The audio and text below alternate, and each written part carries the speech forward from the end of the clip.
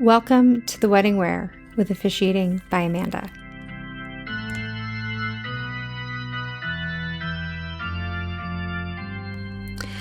The Wedding Wear.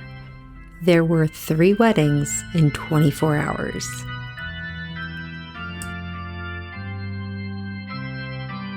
Hi, and welcome to The Wedding Wear with Amanda. We have April on the horizon. By the time this episode releases, it may even be April. And as April of 2024 was one of my busiest months, and this April is gearing up to be the exact same thing. I'm going to talk today about the very first time that I had what I call marathon of weddings, which is 3 weddings in 24 hours. I really try not to do it because the planner in me is like, okay, I have to do backwards math. I have to leave at this time. My contract has me here by here. What if something goes wrong there? It's a lot to try to pull off. So it's really important to stay on top of what you're feasibly able to do and be able to say, I'm so sorry, I can't. Give honor to the contracts that came in first, be able to really have the stamina and the time management to execute what you say you're going to. And when all's said and done, take a step back at the end and go, okay, do I ever want to do this again? Because my answer was no. But then last April, I did 6 weddings in 5 days. And this year, I have quite a few that are lining up to be twofers, double deckers, one in the morning, one in the evening type ceremonies. So let's go over how it was that I did 3 weddings in 24 hours. So what's important to note is weddings, as I've talked about before, are all different shapes and sizes. Not every single one is 150, 200 people at a church or a ballroom or hours and hours away from where I'm based.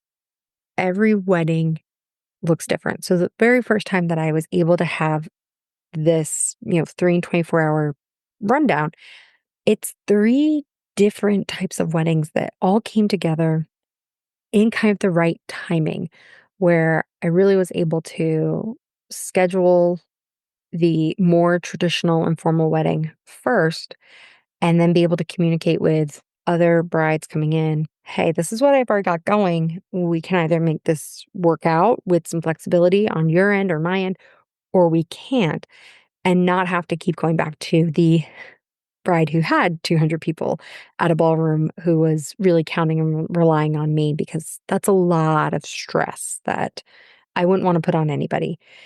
And I do know that there are some vendors out there who take the bookings and they end up double booked and they have to find a backup. I thankfully have come close a few times. Calendars just going wonky, but I've never been double booked. I have built up a really great arsenal of some backup officiants who could step in, help me out if needed, but knock on desk, no. So we started out our adventure on a Friday night.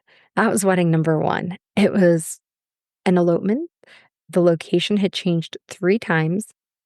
It was a friend of mine, and the couple, for their reasons, needed to get married legally now, but was going to do a bigger wedding about a year later. So I was booked essentially for a twofer, the marry now, party later type ceremony, which was awesome. And so there was a lot of flexibility with that. The other weddings that I had going had already said, yeah, no, rehearsal's not needed. We don't, don't worry about it. Because if either one of the other weddings that were happening on Saturday had a rehearsal set, I probably would not have been able to make the Friday night work, or would have had to work with that couple on a little more feasibility. But all was set good, and we actually had to change the location for the ceremony a few times because of rain. They wanted it outdoors originally, and then it rains. Then they were going to go under a gazebo, but then some spacing issues of just how many people they might have had. It wasn't going to work. So we went to their living room or a family member's living room. I'm not even too sure. And I showed up, just had them hold hands, did a really quick paperwork elopement, signed off on everything, and verified with them, like, yep, I'll see you this time next year for a bigger, more formal rehearsal to do and all of that jazz. And was able to then go back home and finalize out my travel plans for the next day, which one of the days that I will forever love my car because I put some miles on those tires that day. So, wedding number two was Saturday morning.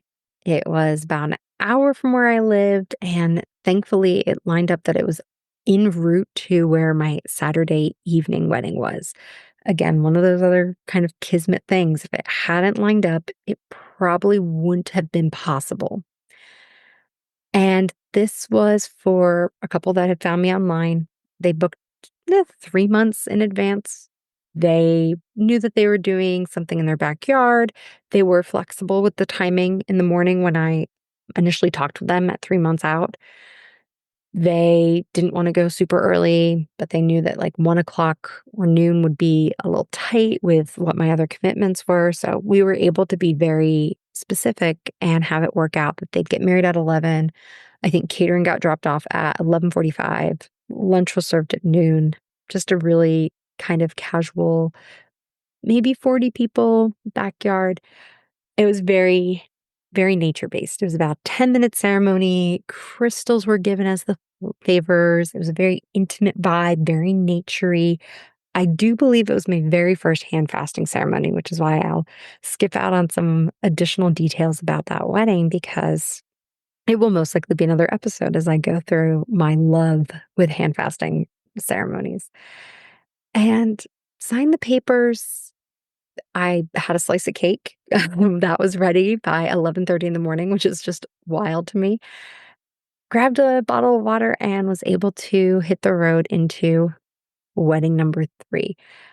And at this point, I'm still like, okay, cool. Like 2 down, 1 to go.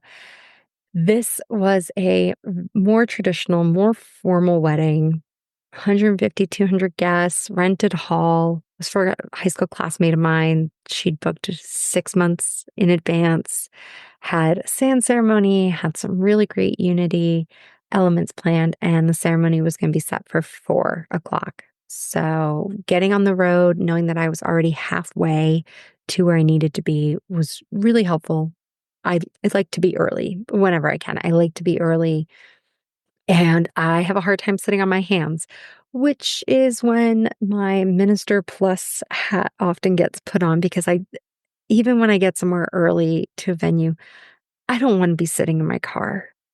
There's stuff to be done. It might not be my stuff to be done, but however I can help, I like to help. And that's exactly what I did. So I got to them probably about 1:30, maybe 2 o'clock and immediately dove in to help out. Another episode that we'll have coming up all about this minister plus role. And this wedding was really one of the first ones where I dove in on it. Yeah.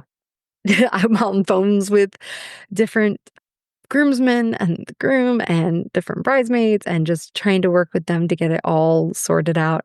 It was a time and a half.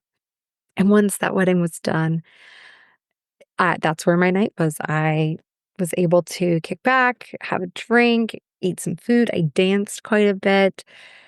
It was really close to where I'd grown up, so I made my mom come pick me up. But it when I got done with the end of the day, really 24 hours, by 7 o'clock at night, I had done 3 whole weddings. And each for a different county, each with a different license, each with different names, different scripts, different desires. I really had to take a second and just, okay, let's reset my mind and my head. And when I did that once, I was like, haha, that was really fun. I will never do this again. As I've said with a lot of things in officiating. And now I don't do as often 3 in 24 hours, but I do still have some marathon times. And I really think it's important if you ever find yourself having back to back to back, whether it's weddings, events, as an attendee, as a vendor, you pace, hydrate, self care, take the time to reset your brain in between them. And communication is one of the most important things. Communication with the couples who have already booked you to, verify what's in their contract and that you won't be doing a rehearsal. So that would free you up for the night before, as well as communication with any potential couples and set the expectation from the beginning. Hey, I am booked for a wedding on the date that you inquired about. However, if you are looking in the morning, if you have some feasibility, if you would be open to XYZ, having me map it out. I ask quite a few times for couples when they inquire about a date I already have. I ask them, would you mind sharing with me what your intended start time is and what your location is, and allowing me to map it out and see, is it feasible? And sometimes it's not. And when it's not, I'm able to then kick into my network and say, hey, someone come grab this couple. They're really great. I'd love to do it, but I can't. And other times it does work out. I was just able to have a consult call last week with the couple. It was going to be a really tight start time for me to get from one wedding to another wedding. And the couple was like, yeah, we'll make it work. And in the end, they ended up adjusting their venue and changing their venue.